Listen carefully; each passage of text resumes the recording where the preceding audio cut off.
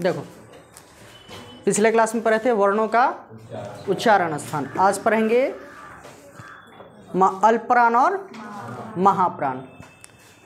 यानी श्वास वायु की मात्रा के आधार पर व्यंजन के दो भेद होते हैं। व्यंजन पढ़ रहे हैं तो व्यंजन के जो है दो भेद होते हैं। श्वास यानी उच्चारण के आधार पर, उच्चारण के आधार पर तो पढ़ चुके हैं। श्वास के आधार पर मतलब कितना समय लगता है पढ़ने में, उसके आधार पर दो प्रकार के होते हैं। कौन कौन होते हैं? अल्पप्राण और महाप्राण। तो सबसे पहले समझते हैं कि अल्पप्राण क्या होता है। तो जिन वर्णों के उच्चारण में श्वास यानी जिसको प्राण कहते हैं, श्वास को ही क्या बोलते हैं? प्राण।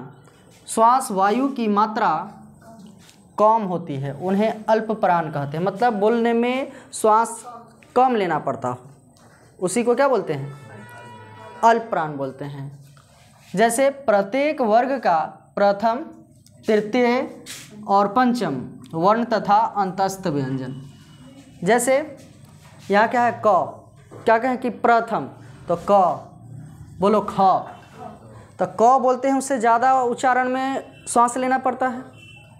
पहले बोलो क, उसके बाद बोलो ख, तो किस में ज़्यादा समय लगता है पढ़ने? ख में। तो ये जो जिसमें कम समय लग जाए वही क्या है? अल्पप्राण है। अल्प मीन्स कम होता है। अल्प मीन्स क्या होता है? कम। तो जिसमें कम समय लगे यानी कम सांस लेना पड़े वही क्या है? अल्पप्राण है। उसके बाद है ग, घ, बोलो तो ग, अब बोलो घ, तो किस में ज़्यादा समय लग रहा है? किस में सांस ज़्यादा लेना पड़ रहा है? घ में। तो जिसमें कम हो वही ना है अल्पप्राण। जिसमें श्वास यानी प्राण वायु की मात्रा कम लेनी हो, कम हो, उसी को क्या बोलते हैं? अल्पप्राण। उसके बाद क्या है? अंग, तो घ से कम लगता है। और उसके बाद क्या है? अंतस्थ व्यंजन। तो अंतस्थ देख लो, य, र, ल और व को क्या बोलते हैं? अंतस्थ व्यंजन। तो ये भी क्या है? कौन सा प्राण है? अल्पप्राण या महाप्राण? अल्पप्राण है। वैसे ही च, छ, अब बोलो तो च और बोलो छ, किस में ज़्यादा समय, किस में वायु ज़्यादा लेना पड़ा? छ में। तो ये नहीं होगा, ये क्या च हो जाएगा। वैसे ही ज, झ, तो किस झ में ज़्यादा वायु, ज में कम, तो ज हो जाएगा क्या? अल्पप्राण। ऐसे ही दे देगा, पूछेगा कि अल्पप्राण है, अल्पप्राण प्राण है। अब ऑप्शन दे देगा ढ, उसके बाद दे देगा छ, उसके बाद दे दे ट,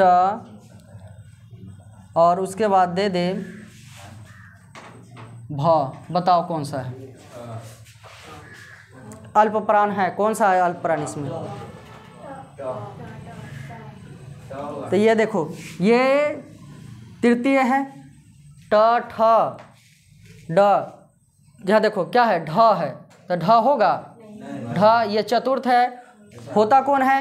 तो प्रथम, तृतीय और पंचम, य, र, ल और व। तो इसमें जो है ये चतुर्थ है।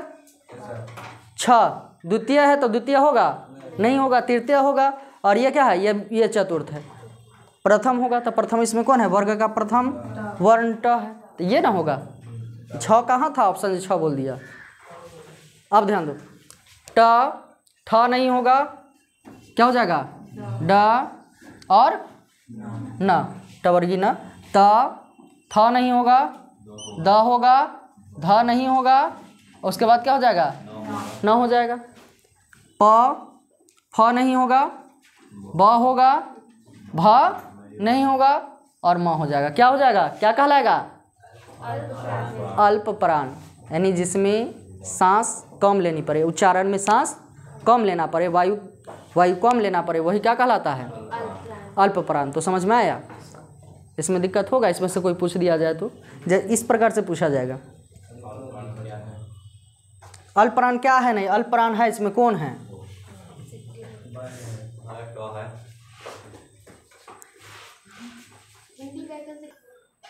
देखो महाप्राण क्या है? अल्पप्राण हो गया, मतलब जिसके उच्चारण में सांस कम लेनी पड़ती है वो क्या है? अल्पप्राण। अब क्या है? महाप्राण। तो महाप्राण क्या है? जिन वर्णों के उच्चारण में श्वास वायु की मात्रा अधिक होती है, अर्थात जिनके उच्चारण में हकार, जैसे जिनके उच्चारण में हकार ध्वनि अधिक सुनाई देती है उन्हें महाप्राण कहते हैं। जैसे प्रत्येक वर्ग का द्वितीय और चतुर्थ वर्ण तथा उष्म व्यंजन। जैसे देखो क ख, हकार की मात्रा अधिक आए तो वो क्या कहलाएगा? महाप्राण। यानी उच्चारण में जिसमें ज़्यादा समय लगे, यानी वायु ज़्यादा निकले, वो क्या कहलाएगा? महाप्राण। हकार सुनाई दे, जैसे क ख, ह लास्ट में लग रहा है कि बोल रहे हैं, तो हकार की मात्रा ज़्यादा हो वो क्या कहलाएगा? महाप्राण। तो द्वितीय, इसमें क्या कहता है कि प्रत्येक वर्ग का द्वितीय, तो ये सारा हो जाएगा द्वितीय में। ख, छ, ठ, थ, फ, ये क्या कर दिया? उसके बाद क्या है? और चतुर्थ वर्ण, चतुर्थ वर्ण, तो चतुर्थ कौन है इसमें? ये है चतुर्थ, तो ये सारा क्या है? महाप्राण है। घ क्या है? महाप्राण है। अच्छा बताओ, ग क्या है? अल्पप्राण है। झ क्या है? महाप्राण है। ढ, ध, भ। उसके बाद क्या कहता है?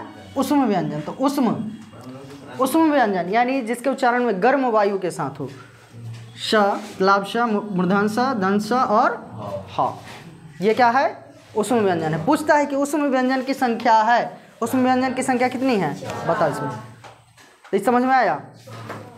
इसमें जो है प्रत्येक का द्वितीय और चतुर्थ क्या कहलाता है? महाप्राण। और उष्म कहलाता है महाप्राण।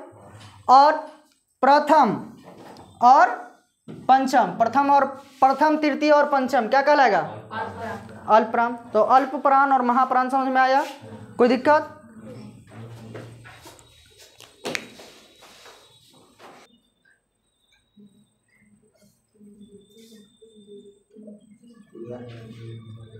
देखो ए अल्पप्राण और महाप्राण ये हो गया। अब आता है टॉपिक घोष और अघोष।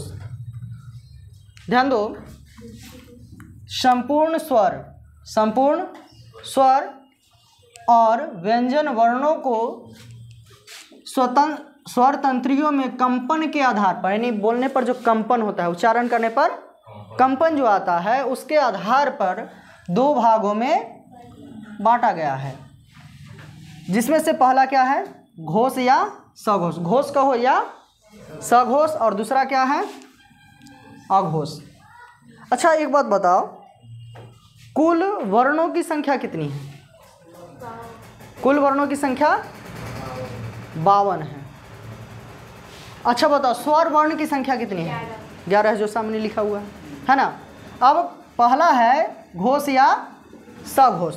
जिन वर्णों के उच्चारण में स्वर तंत्रियों में कंपन होता है उन्हें घोष या सघोष कहते हैं। यानी उच्चारण करने पर, पढ़ने पर कंपन आता है, है ना। जैसे क्या है यहाँ? आ, ई, उ, री, ए, ओ। यानी उच्चारण करने, पढ़ने पर क्या होता है? कंपन होता है। कंपन समझते हो? कंपन समझते हो ना? थरथराना समझते हो? हाँ, उसी को कंपन कहते हैं।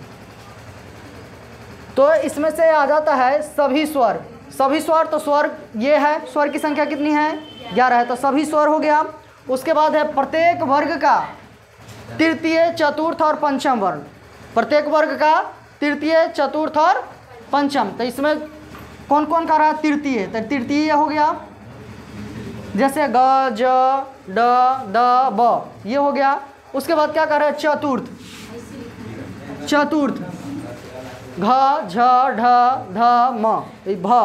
और उसके बाद क्या है? पंचम वर्ण। तो पंचम वर्ण इसमें देख लो क्या है? अंग, य, न, टवर्गी न और म। तो ये क्या है? घोष है या अघोष है? घोष है। सघोष है कि ना? तो उसी को तो सघोष बोलते हैं। घोष को ही क्या बोलते हैं? सघोष बोलते हैं। उसके बाद तीसरा है अंतस्थ व्यंजन। तो अंतस्थ होता है य, र, ल और व, और एक और आ जाता है उसमें में से ह। ये है क्या? घोष या फिर सघोष। इसको समझ में आया कि ना? समझ में आया? एक बार और। ये देखो प्रत्येक, ए ध्यान दो, पूरा सभी जो है स्वर वर्ण की संख्या 11, तो 11 हो क्या कहलाएगा? घोष। और उसके बाद प्रत्येक वर्ग का तीसरा, चौथा और पांचवा, जिसमें से ये है तीसरा ग, ज, ड, द, ब। उसके बाद है चतुर्थ यानी चौथा घ, झ, ढ, ध, भ। उसके बाद पंचम अंग, य, टवर्गीना, तवर्गीना और म। यही है क्या? घोष या सघोष। अब दूसरा आएगा क्या? अघोष।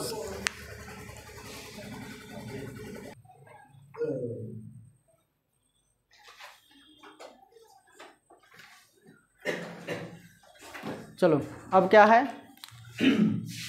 घोष हो गया। घोष को ही क्या बोलते हैं? सघोष। अब क्या है? अघोष। अघोष किसको कहते हैं? जिन वर्णों के उच्चारण में स्वर तंत्रियों में कंपन नहीं होता है, यानी पढ़ने पर कंपन नहीं आता है, उन्हें क्या कहते हैं? अघोष कहते हैं। और अघोष कौन सा है? तो प्रत्येक वर्ग का प्रथम, द्वितीय और क्लाब्श, मूर्धन्य और स, यानी उष्म व्यंजन। उष्म व्यंजन में 3 ही। ह चला गया किसमें? घोष। ह घोष है, लेकिन उष्म का बाकी 3 जो है क्लाब्श, मूर्धन्य और दंश, ये क्या है? अघोष है। तो यहाँ क्या है? प्रत्येक वर्ग का प्रथम वर्ण, तो प्रथम क्या है? क, च, ट, त, प। अच्छा बताओ कितने हुआ? क्या हो गया? 5 हो गया। उसके बाद क्या है? द्वितीय वर्ण, प्रत्येक वर्ग का द्वितीय वर्ण ख, छ, ठ, थ और फ। ये कितना हो गया? 5। और उसके बाद क्या कहता है? क्लाब्श, मूर्धन्य और दंश। तो ये क्या कितना हो गया? 3। तो +3 टोटल कितना हो गया? 8। 13 ना हुआ? तो यदि पूछ दे कि अघोष की संख्या है, अघोष वर्ण की संख्या है, अघोष वर्ण की संख्या कितने हो गई? 13। और घोष के बताओ। घोष ना पूछ रहे हैं, काउंट करके बताओ एक बार। बचा यहाँ देखो क्या है? प्रत्येक वर्ग का तीसरा, चतुर्थ और पंचम, तो कितना हो गया? तीनों मिलाकर 15 हुआ, आप प्लस एगो ह।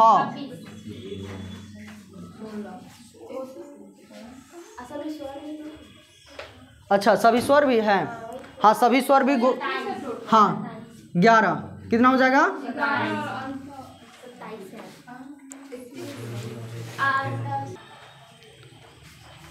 कितना हो गया? 5 5 10 5 15। और उसके बाद क्या हो जाएगा? एगो ह और सभी स्वर। इसमें देख लो, ये जो है घोष की संख्या कितनी हो जाएगी? अघोष हो गया कितना? 13। और घोष कितना हो जाएगा? ये हो गया 15। एक हो गया ह, सभी स्वर और अंतस्थ की संख्या क्या हो गया? 4 गो। अब ऐड कर दो, कितना हो गया? 16, 11 4 15 दूनी 30, 1 31। ध्यान रखना संख्या पूछ दे तो 31 हो गया। और अघोष की संख्या? अघोष के 13। सघोष वही है, घोष को ही क्या कहा जाता है? सघोष कहा जाता है। तो घोष जो हो गया जिनके उच्चारण में, जिस वर्ण के उच्चारण में कंपन नहीं होता है, तो जिन वर्ण के उच्चारण में कंपन नहीं होता है वो हो गया अघोष, और जिसके उच्चारण में कंपन होता है वो क्या कहलाएगा? घोष। तो इसमें जो है प्रत्येक वर्ग का प्रथम और द्वितीय और उष्म में 3 ही, क्लाब्श, मूर्धांश और दंश। ये क्या है? अघोष है, अघोष वर्ण है। पूछ दे कि अघोष वर्ण है, पहचान जाओगे, कोई दिक्कत? अगले क्लास में गुच्छ व्यंजन पढ़ेंगे।